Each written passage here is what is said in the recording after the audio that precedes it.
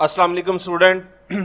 Income tax आज का जो हमारा हेड है वो इनकम फ्रॉम अदर सोर्सेज का हेड है।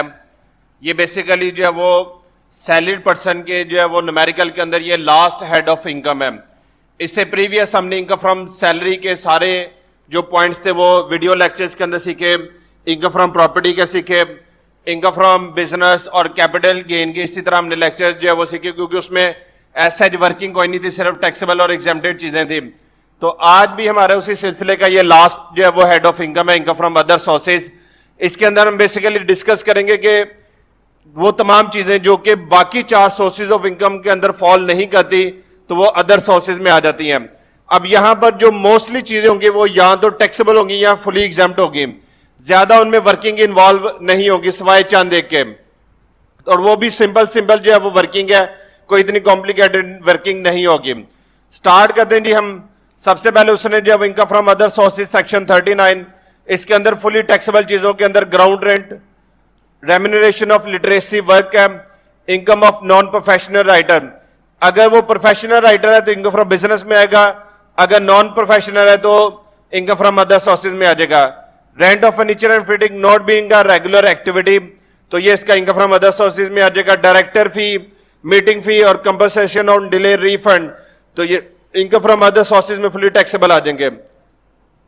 उसके बाद income from subletting of property. Subletting से मराद ये होता है कि कोई प्रॉपर्टी आपने रेंट आउट ली और उसका कुछ हिस्सा आगे किसी और को रेंट आउट कर दिया, वो सबलेटिंग है, तो ये इनकम फ्रॉम अदर सोर्सेज में टैक्सेबल है। सेल ऑफ इरिगेशन वाटर, जो जरी पानी आप सेल करते हैं उसके ऊपर जो अमाउंट आप रिसीव करेंगे वो टैक्सेबल है। Rental income of lift installed in plaza, ये भी टैक्सेबल है। Rental income from building let out together with plant and machinery, ये भी टैक्सेबल है इनकम फ्रॉम अदर सोर्सेज में। उसके बाद amount receive from vacating the property, अगर आप कोई प्रॉपर्टी खाली कर रहे हैं और उससे आप कोई अमाउंट रिसीव कर रहे हैं तो उसका तरीकाकार क्या होगा, जो अमाउंट आपने रिसीव किया उसमें से माइनस करेंगे अमाउंट पेड, तो जो डिफरेंस आएगा उस डिफरेंस का 110 लेके टैक्सेबल कर देंगे, 1/10 हिस्सा लेके उसको फुली टैक्सेबल कर देंगे, टोटली टैक्सेबल कर देंगे। उसके बाद performance award granted by chief minister of Pakistan taxable है। Cash loan receive from father brother sister taxable है। Rent of sub lease land और बिल्डिंग और ग्राउंड रेंट, कि अगर आपने कोई जो है वो बिल्डिंग जो है वो कोई लैंड जो है वो सब लीज की है तो उससे जो अमाउंट है ये वो भी टैक्सेबल है। एन्युटी रिसीव फ्रॉम स्टेट जो है वो life insurance company, amount receive from Pakistan postal annuity certificate, consideration from receive from vacating the house, vacating possession.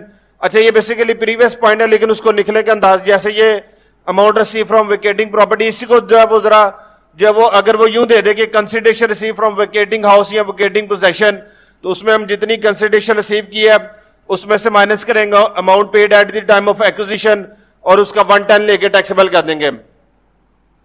Remuneration for एग्जामिनरशिप taxable है, इसका 10% जो है वो टैक्स डिडक्ट एट सोर्स में जाके माइनस होना है।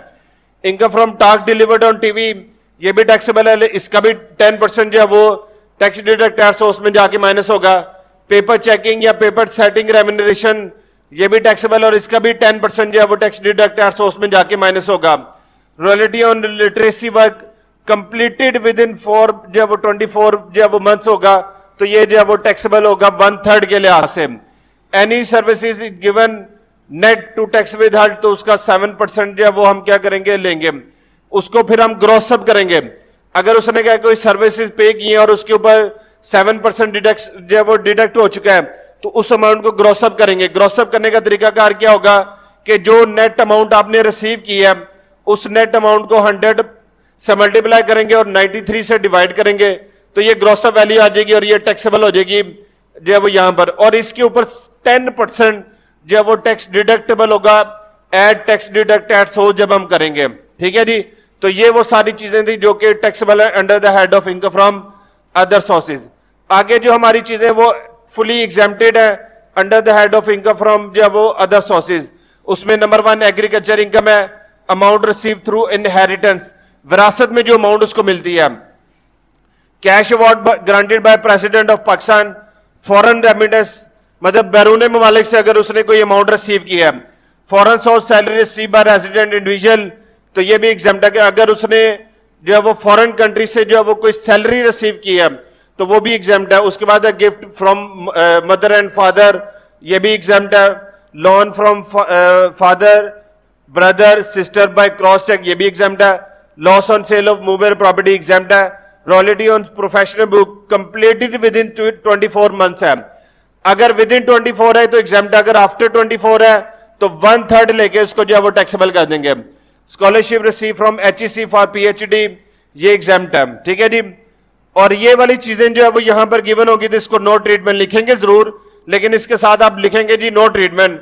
Amount receive from abroad by any relative of employ, bonus share receive from public company, capital receive in encashment of defence saving certificate, no treatment. Sale of personal car at profit, तो ये वो सारी चीजें जो कि इस head के अंदर ट्रेड है नहीं लिखेंगे जरूर, लेकिन उसको जो है वो एग्जेम्प्टेड के कॉलम में लिखेंगे, टैक्सेबल के कॉलम में उसको हम शामिल नहीं करेंगे। तो ये था इनकम फ्रॉम अदर सोर्सेज का कंप्लीट हेड।